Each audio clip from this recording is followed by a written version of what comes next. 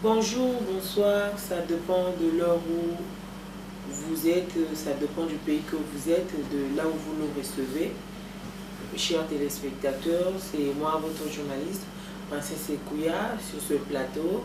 Je profite de saluer tous les Congolais de la RDC, du Congo-Brazzaville, là où nous sommes actuellement, à Pointe-Noire. Je salue tous les Ponténégrins au nom du Seigneur Jésus-Christ. Et sur ce plateau, nous avons pour vous une surprise qui n'est autre qu'un invité qui est très spécial, un homme aussi tant recherché, qui vient de la mission du niveau de la RDC pour le Congo-Brazzaville, le fils de l'apôtre Moïse Kassongo, qui n'est autre que le prophète Jacques Mbala. Avant que je ne vous le présente, il est là à mes côtés, mais je vais me lever pour lui donner le drapeau du Congo pour symbole. Ok, bonjour prophète. Bonjour. Nous vous donnons ce symbole pour vous dire soyez les bienvenus au Congo-Brazzaville, précisément à Pointe-Noire, comme vous pouvez voir dans les images. Merci beaucoup, la grande dame, les journalistes, maman princesse, vraiment, j'ai beaucoup de l'honneur envers ce pays. Juste pour cela, je porte ça comme signe de reconnaissance. Comme signe de reconnaissance de tout ce que vous avez fait pour moi, de m'accueillir aujourd'hui. C'est pour cela que je profite pour saluer tous les Congolais de Brazzaville et surtout de Pointe-Noire pour votre accueil. Vraiment, je vous aime beaucoup. Ok, merci prophète, prenez place. Voilà, comme vous pouvez remarquer à mes côtés, c'est le prophète Jacques Mbala, qui est le fils du prophète Moïse Kassongo de la RDC, qui était en mission il y a de cela quelques jours, juste le vendredi 12 septembre, qui a eu à épater Brazzaville à travers des miracles et des prodiges qui s'est passé à travers l'œuvre de Dieu et la grâce de Dieu, que les dons que Dieu a donnés et les dons que Dieu a mis en lui, qui a impacté dans Brazzaville. Prophète, nous voulons vous poser certaines questions parce que nous vous avons vu selon les images à Brazzaville et là nous vous voyons maintenant ici à Pointe-Noire. Je me demande, je me pose mille et une questions parce que vous étiez parti en RDC après ce jour parce que ce n'était qu'une journée, mais vous voilà encore au Congo, Brazzaville, précisément à Pointe-Noire. Enfin, je voulais savoir comment est-ce que vous avez eu à planifier, comment est-ce que vous avez fait. Ok, merci beaucoup pour la question. C'est pour cela qu'on ne peut pas commencer sans pourtant prier l'Éternel. C'est pour cela qu'on profite à ce moment qu'on laisse tous les tours dans les mains de Dieu. Je bénis l'Éternel Dieu, le Dieu de mon Père, apôtre Moïse Kassongo, pour toute sa bonté, de m'accorder encore, de me mandater, de revenir encore à Congo-Brazzaville et surtout à Pointe-Noire. Seigneur Jésus, sois au milieu de nous. Tout ce que nous allons faire ou présenter dans cette émission, que ce soit pour ta gloire et pour ta bonté, Seigneur, que tu puisses te manifester puissamment. Toute personne qui va nous suivre partout, il nous suivra. Que ta grandeur et ta bonté puissent localiser, quel que soit son problème, que ta gloire puisse agir et lui aider à délivrer toute maladie, tout problème, et que ta présence puisse se manifester à ce moment, que tout ce qu'on doit faire ici, que ce soit orienté par ta grandeur et par ta bonté, au nom puissant de Jésus-Christ. Amen. Amen.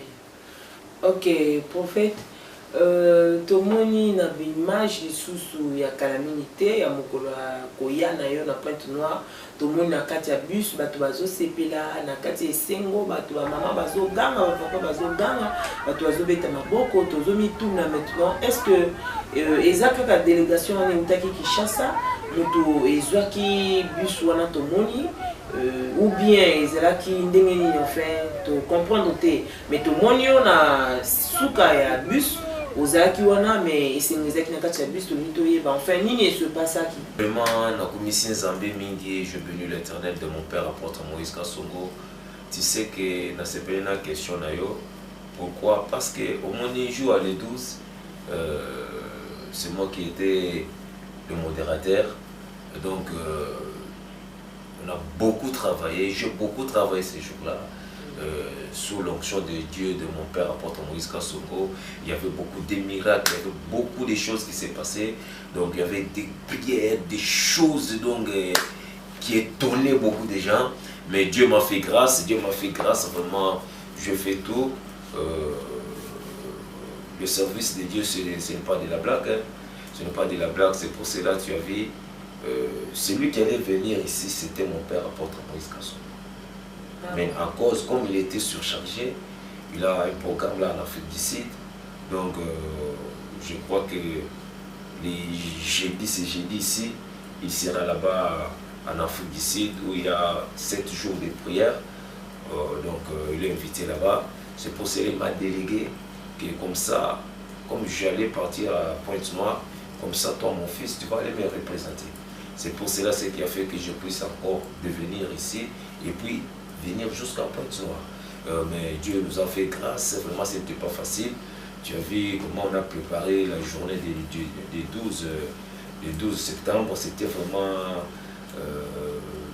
une journée qui était vraiment surchargée parce qu'il y a beaucoup de choses, on savait, on s'est donné corps et âme spirituellement, donc c'était vraiment très très fort, on était vraiment épuisés. Mais quand il m'a dit, il m'a donné cette responsabilité de venir me représenter ici, précisément à Pointe-Noire, ça m'a fait un peu du bien, mais j'avais un peu aussi de l'étonnement, hein, voir quitter là-bas, quitter Brazzaville, venir ici à Pointe-Noire. Donc, ce n'était pas facile, mais avec Dieu, comme on est des missionnaires, donc Dieu nous a fait que c'est grâce, on s'est sacrifié, on s'est donné, malgré il n'y avait pas moyen de rentrer encore là-bas au Congo. Ça, parce qu'on a fini, les samedis j'étais un peu fatigué, il n'y avait pas aussi moyen de rentrer, mais tout le monde a rentré, même le père a rentré, mais il m'a laissé ici. C'est pour cela, le lundi, je n'étais pas venu. Pourquoi? Parce que le programme allait commencer le lundi le 15. Okay. Mais comme j'étais fatigué, c'est pour cela que je suis venu aujourd'hui le mardi. À ma grande surprise, je paye le billet comme tout le monde est payé. Je suis entré aussi dans le bus, mais il y avait la gloire de Dieu. Il y avait la gloire de Dieu. Il y avait la gloire de Dieu. Donc là où il y a Dieu, il y a beaucoup de choses qui se passent. Il y a beaucoup de miracles qui se passent. Bato bazalaki une adoration, bato bazo yemba, bato bazo kumisa nzambe, bato bazo tombola nzambe. Nanga moko elekela kinga. Na comprendre qu'est-ce qui s'est passé. Donc parce que nga kutu nakeko bata manasuka, nakeko vanda na suka bis. Donc mais bis mobimba ko bandana chauffeur batu nyonso, donc batu nyonso bazo yemba, batu nyonso bazo kumisa nzambe, batu bazo tombola nzambe. Donc ça n'est qu'un bien moko makasi, mais c'est que j'ai compris que là où il y a la gloire de Dieu, il y a beaucoup de choses qui se passent. C'est pour cela dans la Bible il y a besoin de service ici comme oh hier soit matin qui n'a ngomba na bayekoli na Pierre, Jacques et Jean, mais un temps comment Élie na Moïse va apparaître, mais oui que Pierre a eu courage, c'est que non, c'est qu'on a vu et la gloire qu'on sent, il faut que tout ton 3 temples, moko Yayo, moko ya Élie et moko ya Moïse. C'est pour cela, c'est pour dire que il y avait la gloire de Dieu, parce que l'arche des années était là. C'est l'état là que Moutouba délégué et pas à apôtre Moïse Kassongo, le prophète du moment. Mon père, je vous salue toujours. Donc ça m'a fait du bien, tout le monde était à Zakina et Sengo, tout ce qui là, ils allaient vraiment très très bien. Prophète Jacques, na koyoka yoko loba que au batamaki mais au comprendre dengue makambo se passer la carte bus. Man na Pointe-Noire va comprendre qui était enfin na l'image au bango ba zomo na calamité parce que va déclarer région va côté la biso ango de se dire que ça peut-être que na komatano na bus est-ce que au courant pour batoter pour na au gagner peut-être succès mon pour et tout ndengeni bon heureusement vraiment attends tout mon côté balinga na kosaki na bomba na ki na koti na porte ya ciment. Et bien, quand on a payé le billet pour moi, tout le monde comme ça, pour un gars, n'a kotika pas. Allez, n'a qu'à vendre la cime. Donc, dès la vente qui n'a cime, bon, ça n'a pas na moutute, bon, moutute pas yebingate, mais tant que tozoya, tozoyemba, il y a une place là à Kitele. À Kitele, parce que ce que l'on va quitter sa batte, ce que l'on va quitter sa batte. Vous comprenez? Parce que na kita pe pour se soulager par rapport à la distance. Na kita boye, na moni garçon moko, na zo bima na petit boye, adoninga yo de pasteur Jean. Oh, na sali semblant. Yo de pasteur Jean. Oh, de pasteur Jean. Et bien oui, c'est moi le pasteur Jean. Ah, vraiment mon père. Je l'ai salué comme ça aussi l'actique. Là il vanda. Oui, puis qu'est-ce qui s'est passé? Vraiment Dieu est bon. Dieu est bon. Si tu crains Dieu et tu es aux anamakolo papa nayo, c'est une grande bénédiction. C'est une grande bénédiction. Oui, plutôt il faut commencer qui n'a pas beaucoup ni wana parce que n'a pas maîtrisé terre. Et si comme sous n'a eu comment na ayelinga na kwanga na mongo. Oh prophète n'a pas eu le quoi couper ça yote. Zoata biloko. Et ça linga passe dans mon thème. Je priais pour lui. Alinga kende mulimo ko ibisinga te pese ma ya fire. Attends, pour nazo tambola nango nazalaki nango na utaki nango Kinshasa. En fait, ma ya fire to lingi to yeba en fait, on parlait na ma ya fire biso na Pointe-Noire koto yo to yebite nini ozolobela enfin il fallait limbolela biso ma ya fire. Vraiment nango c'est pour cela nazo profiter pour na ko yebisa bana nyonso ya Pointe-Noire. Bana nyonso ya Pointe-Noire.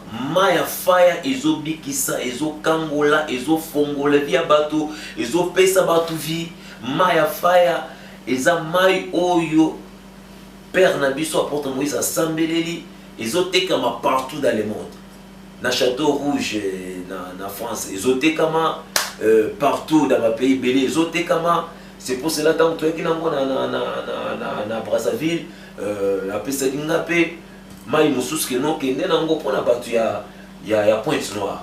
Mais c'est mai wana eza mai teo ndenge ba mususu ba mona te seulement l'eau on a prié pour ça et puis on est béni mais eza na miracle belé batu belé bazolo batu belé eza ba biloko belé ba témoignage eza belé donc kende musika te parce que yo eza journaliste nako tuna yo mituna te mais okomona ta na ba réalité mususu tango na komaki na bisika la kende donc vraiment yo ndé mutoko tuna nga parce que nga nako wela nini ti. OK, d'accord, mais parce qu'en parlant de mai ezape na bato mususu na kondima na bango ba yebaka ba prière à travers maïté et tout. Est-ce que au kokotalisa bango parce que la foi vient de ce que l'on entend. Nini ezosala que pona bayaka kozwa mai na bango afaya nini ekozala verset nini oza appui ya ko motiver bango na esika wana. Donc mai afaya eza mai oyo nzamba kela mutu moko te atikala kokela mai mutu moko te atikala kosala mai. Donc mai eza kaka mai nde tozaka mais l'essentiel tozo sambeli yango. Donc to sambeli yango selon l'alliance de notre père apôtre Moïse Kasson. Donc on a nasi alliance wana nde bisika ke tozo pambola mai wana selon vision zamba pesi papa. Mai wana eza mai te eloko moko te ya grave ou bien nini te mais eza toujours mai oyo basambeleli et depuis bapesi yango nguya yake ekoki kobikisa mutu. D'accord, mais puisque bandeko balandi souvent zakana ba question parce que eza pe na ba pagano na makambo ya réalité lelo ya réseaux sociaux et tout selon ba réalité ya biloko surtout ya komela ya kopakola biloko neti wana bato bakoma kobanga pouvoir nini oyo ekokoza na kati ya mai pona ebikisa moto pour que bandeko bazolanda pe basosola ba comprendre parce que moto oyo azomela mai azomela ngo soko meli yango na kondima te est-ce que kobika soko meli yango na kondima différence eza nini na côté wana to nito yeba parce que bandeko mususu fo bayeba mai wana ndongo lobi euti Kinshasa tindei awa. Est-ce que ezalaki na eloko moko te eza na pouvoir moko te na sima nango obino bozo salela peut-être parce que côté on parlait na Kinshasa bandeko ba yebité ni ne se passer, mais est-ce que vous pouvez expliquer pour que mon toi soit bien assuré? Au moni un prophète de Dieu toujours bien na lingala azanganga nzambe. Ozomona biloko nyonso banganga bato bazo imiter wana bazo imiter nzambe. Parce que Dieu donc nzambe a vivant dans la ténèbres. C'est Dieu qui connaît les ténèbres. Ah bon? Bible zolo parce qu'au commencement la terre était vide et informe. Mais partout il y avait les ténèbres. Mais l'Éternel Dieu vivait dans les ténèbres. Parce qu'il y a des ténèbres. Donc Maloba, ezali révélation. Enganga nzambe ça veut dire quoi? Mutu oyo zamba zoli kolobela akoki koyela na ndenge belé. C'est pour cela on a qui même Yesu abikisa bato na lolenge belé. Musu eche bango poto na miso. Ba musu eche bango atindi bango bokende na mai. Ba musu atindi bango bokende bana basana na zamba sambe na bino. Ba musu moni ye moko alobika molo basali pe loko moko te. Miso moni. Donc ça veut dire que il y a des choses là, ce sont des choses spirituelles. Il y a des recommandations spirituelles.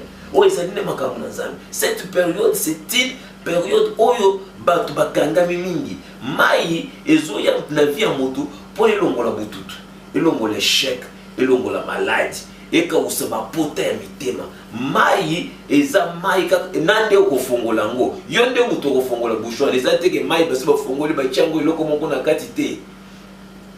Eza kaka mai normal, mais ba chango na ba bushwa nango, ba sambele ni kaka. Et c'est normal comme il y a fire. Ok. Ce qui est dans la bouchon, c'est qui est dans l'emballage et la boîte, et la bouteille castable ou bien. Et sa bouteille en plastique, sa bouteille en plastique. Ah bon. Il y a un peu de boubier, il y a un peu de baloum. Donc il y a un peu de boubier. Il y a un peu pour recevoir à partir de jeudi, ça m'a prophétie. Même si il y a un culte. Il n'y a que kuiza, il n'y a que na lessive, maman il n'y a que tala na télé. Parce que souvent, bête que zonza qu'il y a que tricage. Ah, c'est que bake wisana na babantu. Kuso souvent que côté si na tricage, na lingi yo pozo landanga. Oya kokota na tricage wana. Pour que l'image non pétant yo kende mutu mususa muna peke okota ki na tricage. Pourquoi yo moto za la moto ya liboso ya ko témoigner que réellement nzamba salaka. Ezalaka tembo ba futa ka bato. Ndeko balandi to komina suka émission na biso yo moto zolandanga na lingi ozwa biko ozwa note ya adresse ya bisika oyo okoyaka parce que culte lobby ezali normalement culte ya prophétie wana moto nyonso to akoleka na scanner bazokotiso na pareil ya scanner ya Saint-Esprit bakolobelo makambo oyo yoka na mte oyo nani oyoka te yaka koyoka oyo yoka ki mona meso ya kosala ki mona meso na yo muke na bokila ben kuiza mbasi mercredi ben kuiza bet que vana culte à partir ya 16h. Il y a 16h, donc on a une journée qui a 14h, on a quiz déjà dans la église côté que cérémonie qui se passée. Donc on a beaucoup tata, on a beaucoup maman, on a moins de malade, on a bakal ke na bela, on a sala AVC, ben ba inge na bela sida, ba maladie nyos ba diabète ba yiki, quiza. Montu nyonso couvent venant découragement que parce que okendaki kuna esimakite parce que opesa ki nanganga balia ki ombongo parce que okendaki na l'hôpital ordonnance omeli bakisi mais esimbakite ya kambalo Jésus d'abord ye moko azalaka médecin donc atindi basali na ye toko kuta na biso tu kuna na arrondissement 6 ya commune ya Ngoyo na quartier Mpaka XOR arrêt école avenir. Donc, ceux qui ont commis, ont contacté biso na ba numéro oyo et qu'on a affiché na écran, benga na lingi posa boy. Oye bisabande konayo ya famille, surtout bino bato bakana ba problème à famille. Bozo vivre dans même cas, bino tout bozo bota bozo zonga na ndako. Bino tout ba passeport bozo voyager té. Bino tout bozo na ba problème moko bozo sentir que vie na yo comme uniformisé na vie ya tata mwasi na yo. Vie o mama na bino viva, nde vie yo zo vivre. Boya ka bino ebele boya ka bo benga même o bino bomona ka ba voisin na bino bo sunga bango parce que nzamba yebini ni ko récompenser. D'abord ce ko inviter muto yeba que masumu na yo elimbisami parce que moto wana tanga zo kalelo bana nzambe eza une façon ya ko évangéliser oyo sali ya mona nazo nzima le batitu et pas ya prophète Jacques vraiment ce que likambo eza mingi lelo otoki kolobela lisusu oyo esali ngai vraiment na kouta na bis kokita yo na kiti ndenge bayambinga esala ngai lisusu esengo makasi mais tala ke na umeli ata te na ke ata na flato baluelenga te mais naleki directement na église kokoma na koti na église prière esilaki déjà parce que bazali kozela kaka ngai parce que naye koma plus de 20 heures ozomona tant kuna komi kuna mbala moko bapesinga kaka mpona ke napesa bango mbote c'était prévu seulement napesa bango mbote nalaka bango nde lobi na fatigue nazalaki nango mais le Saint-Esprit esiminga na bandi nanu d'abord na ye moko prophète ye moko pasteur ya kolo église. Ah bon? Oh, ye nde mutu na bandi d'abord ko prophétiser tant na bandi ko prophétiser na silisi nde molimo na Nzambe memi siko na kati ya bakroyant tango meminga na bato quand na moni siko mama moko donc nde mama wana azaki kobela je crois que ba image moko tali senyos moko la kisanenge mama wana yaki vraiment azaki kobela makasi ba memaki ya komema donc ba yena ye ya komema ye moko koloba zo ba pe na Kikongo je crois que bato bakolanda biloko nyonso wana donc notre Dieu quand tozana ye azanzambe miracle ya tikota azanzambe ya black talaka na fatigue nazalaki nango mais kokomo ngai na komi kaka ba na bandi ko prophétiser na ngaka pona pesa ngo mbote na prophétiser na pasteur na koti mbala moko na mama wana après na PCMA ya fire mbala moko na PCMA ya fire délivrance bandi ya kweli bazongi sebo ya kweli bazongi sebo pa kweli na se miluma be bandi ko lobakati naye ta miluma be bandi na délivrer mbala moko na délivrer na bimise esprit wana mbala moko abandi ko sansa asanzi ou l'église matina ba prière. Oh non, il y a quelqu'un. Dieu au ciel, c'est pour cela que nous avons profité pour nous dire ça bana Brazzaville, bana Pointe Noire, bino surtout. Bana nyos ezali ozana na Nkai, ozana na Dolisie, ozana na Pointe Noire, ozana Libreville. Katisa ozala na kabinda yaka makambo ezali ya kosakana te ya komona miracle na Nzambe oyoka ngo na sango te hôtel oka na télévision ata bato ya poto parce que bato ya poto ebele ba Canada ba États-Unis babenga pona bandeko na bango baza na Pointe Noire bebele babenga po ete bandeko batindi bandeko na bango donc lobi boyaka avant l'heure à partir ya 16h je crois que na régie bakotiela biso délivrance nyonso ndenge elekaki. Donc c'est pour cela que nous avons profité pour nous inviter Bana Nzambe. Ngai na sina commis déjà prophète Jacques Azad déjà dans ma belle. Prophète Jacques Azad déjà dans Pointe Noire. Donc lobby qu'il se commande à partir de 16h Tino 18h ou bien 19h sur tous les kisita. Après mokolo ya jeudi ndelo à partir de lobby ndelo ko pesa ce programme nengeni na ko banda ko sala consultation prophétique. C'est pour cela lobby journal lobby ko zangati.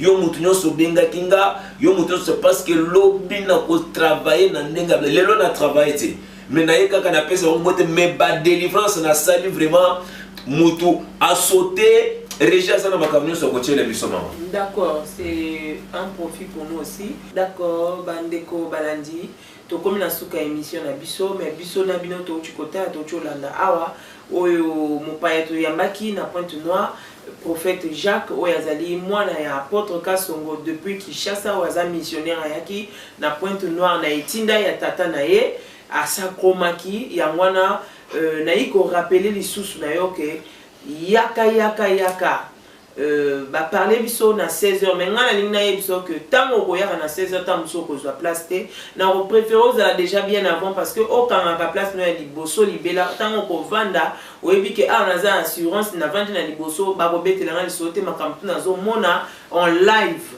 yaka attend vraiment yaka ko kutana musa na Nzambe yaka lobi culte ezali ya adoration ya guérison ya miracle ya prophétie a gogo oyo na no monate onani oyo kate yaka na bengi bino bongo nini mukena kuzonza esidia na benu ba mama benu tukena kuwa munu ngeke na wa makulu pasi ngeke na talali ave bien ngeme kuma mutina kena ku sala je ne sais pas quoi ça dit que ngeme kuma mambenge nyose ngena kusala ngeke yake na kusimba ve kuiza banyengeke na kuevoluer kufe bamefulukilange kunu inzo bakoko bandal kuvutuka na inzo mama kwiza bakala ngenge na butaladia veni sala avese natiandi massage ya lola kele benu kwiza betu bwa baneno betu samili nzambe pour que betu souvent na kilengi muta mutu kwena témoignage yandi ane yake ya betu ane yake ya le Congo ya betu talka betu na beno na bawu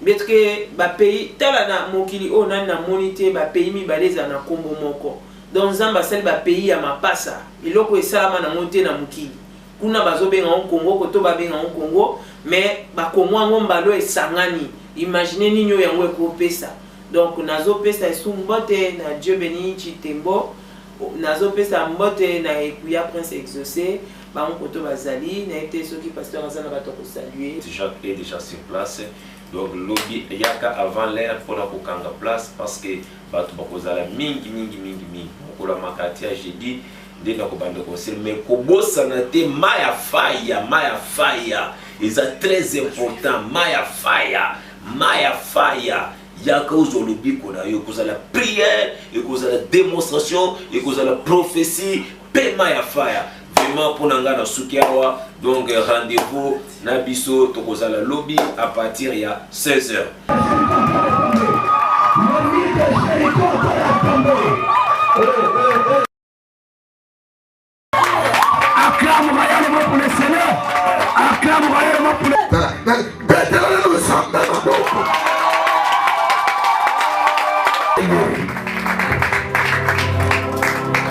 Maboko zo bente zo convaincre ngai.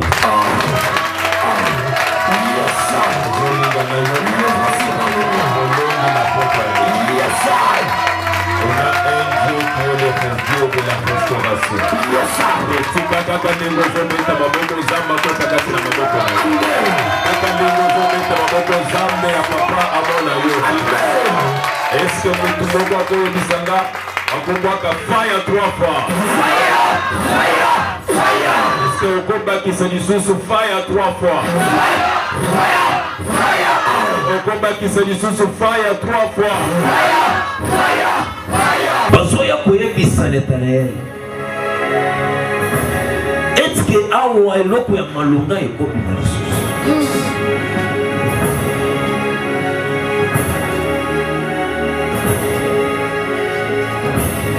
Bazoya nola ya Nathanaël. Viens et vois. Par là, na lingina loba. Et si quand on est l'autre côté, mais Dieu peut faire quelque chose. Rencontre les Ayeka Kana Elisabeth. Amen. Elisabeth a dit, j'ai senti quelque chose. Si quand les loyaux moutozala qui commentent bakanga makambo na yo nyonso bakanga santé na yo ebanda kofongola yo na papa bopesana na bato mbote me mbote bazopesa oyo lelo eza mbote kobota malamu kati na kina te yo moto ozalaki stérile nazoyebisa yo boye l'Éternel est en train de me parler place oti tokoma mokolo ya dimanche ekozala moke la sortie toko ma dimanche et cause à la bouquet. Amen, papa. Je vois des anges. Amen,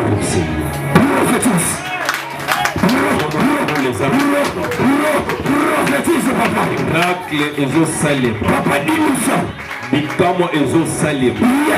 Bakandengo zolo bazambe pas au salé là. Au fond de mon cœur. Au fond de mon cœur.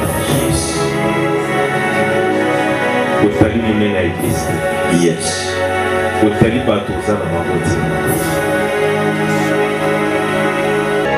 Mais ma vie bangoti. Toi qui n'es rien. Yes. Au niveau côté ça. Arche de l'Éternel n'a pas. Tikazamba papa n'a pas porté mon Yes.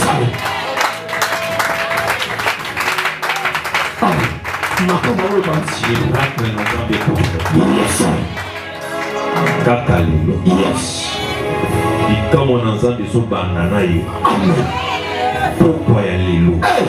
L'obité. Pourquoi y a les lots?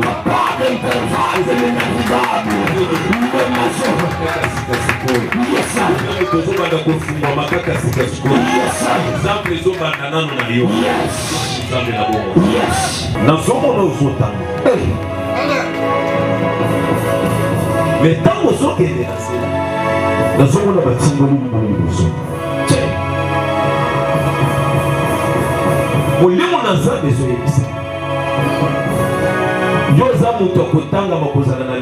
monde, yes.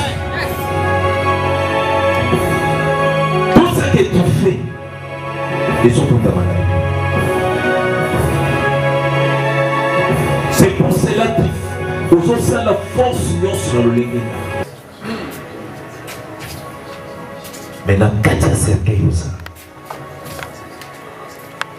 dans ce monde, on a béni moto pour te rentrer dans cercueil.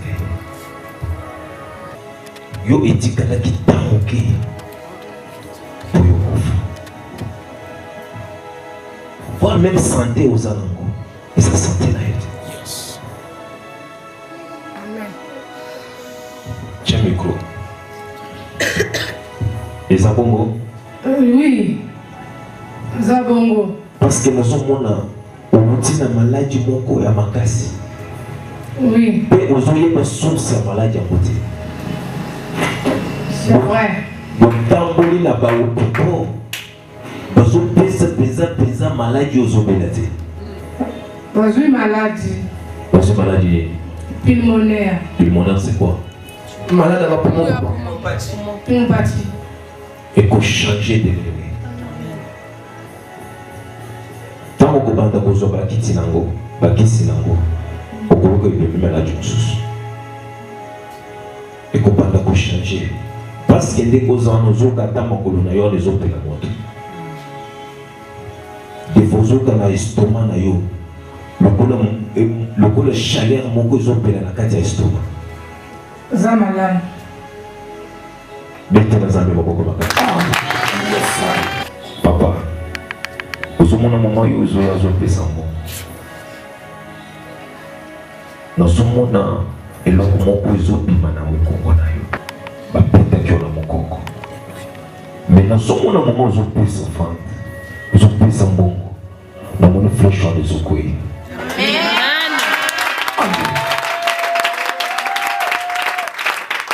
Mon Dieu, on a ça pour faire le bisou. Moment où vous avez un ange mon père de bisou manayo. Amen. Azo yebisanga, yebisaye, allez la ressusciter. Amen. Tiens micro. Allez la ressusciter. Amen. Kufungwa manaye badi. Amen. Kaka ndenge azui sacrifice. Ya kopesa Mungu. Soki miziki zobeta. Ebengi ata mutu moko. Zambalo la zopangola. Amen. Parce que nous na nzambe zombe mangati na ndako. Mwasi na wazali. Tukabona. Source ya makambo na yo eza wana. Parce que nazomona na moni. Libota na yo. Kolangisa étoile na yo. Eloko etangami mariage. Nazomona bazoloba déception. Ya soloba.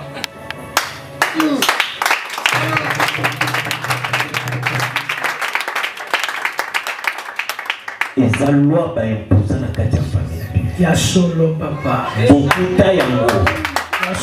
Et ça la base, et ça la nibali. Pour être engagé dans la balle et dans la carte. Il y a solo. Oui, oui, oui. Nalo to ibani. Te tozaka kaba abonné ngana za abonné na yo depuis na YouTube. Zamba pangolo. Amen. Zamba moni on a pourquoi. Amen papa. Seigneur Jésus, le Dieu des miracles, le Dieu de mon Père, apôtre Moïse Kasson, le Dieu d'alliance, le Dieu de la restauration, Seigneur. N'appelez-les Mouyayo, Nakatiama, Yofayo, Yesu. Bikamo na Yotanisama, Seigneur. Par les noms puissants de Jésus-Christ, je donne le pouvoir et l'autorité. Au nom puissant de Jésus-Christ. Amen.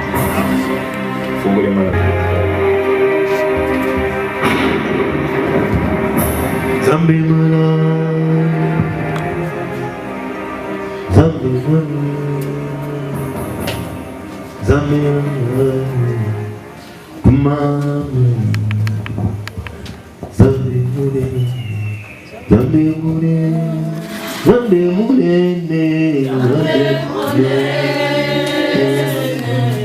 Zambe mala, Osus casualité. Oh, Zambe mule, Zambe mule, Zambe mule, Osus casualité.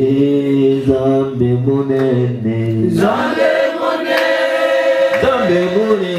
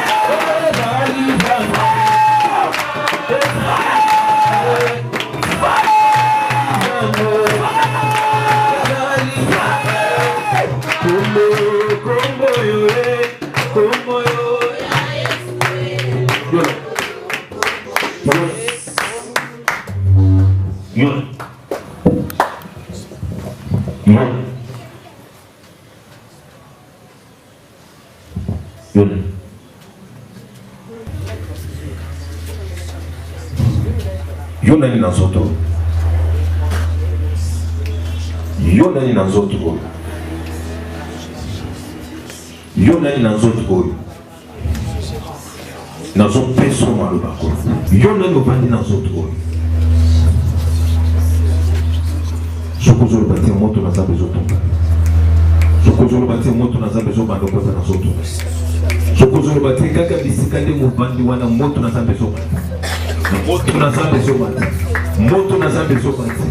Moto na zambe zo bati. Moto na zambe. Moto na zambe. Moto zo simba yo. Moto zo simba yo.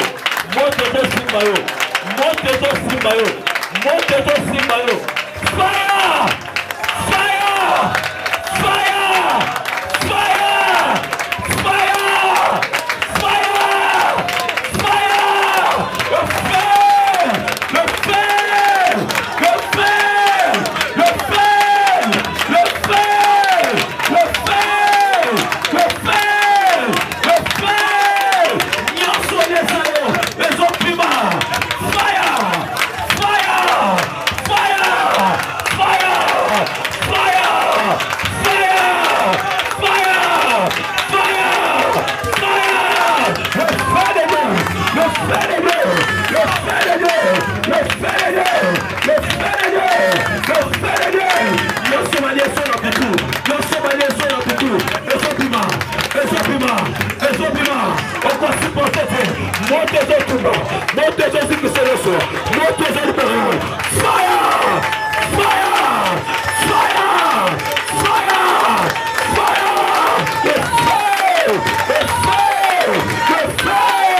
Le fer!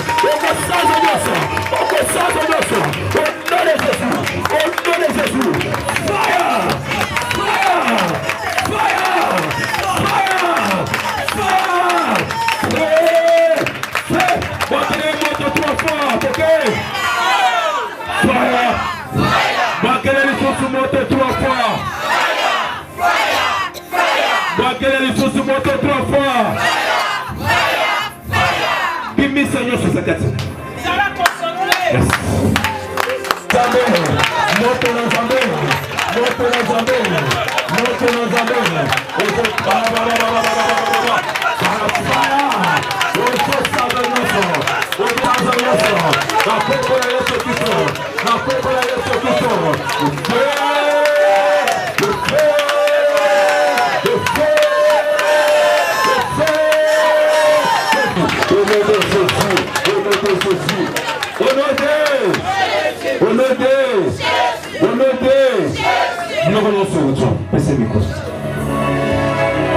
Merci. Elle a sorti la façon.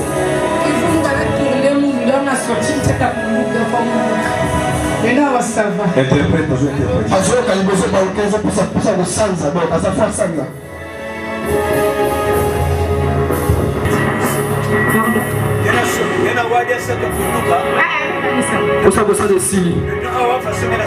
Ça va. Au sentir la bien. Ça va. Est-ce que côté les mains?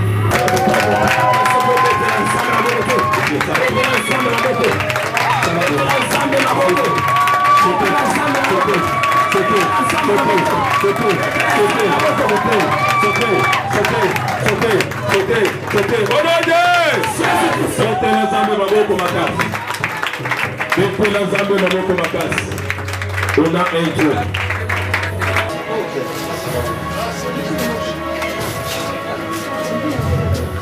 Est-ce qu'il y a eu lié? Est-ce que biloko bimina lipomuna yo? Est-ce que nani achaki yango? Est-ce que azalaki boitango ayaki yango? Pese micro.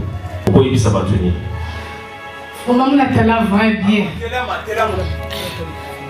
On va sortir étouffement. Ma coule pas si on va dans les réunions avec na samila ka vraiment na pas si on que va dans que tela ma vraiment on va la pouvoir discuter. Na koya ka papa fallait pas me bailler. Donc dans la première temps on s'en met pour naïe avant de comme dans ce to préparer avec à l'aise vraiment. Avant il fallait bon me mailler. Fallait me mailler dans temps on la frappe madame. À côté on la frappe maman. Tant on va là tout le monde a voté mais là qui passe. Maintenant on s'en met pour naïe ma casse c'est une chose.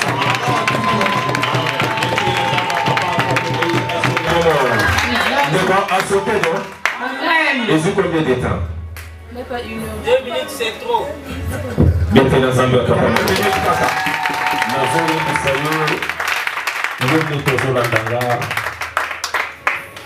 Et ce qu'on a été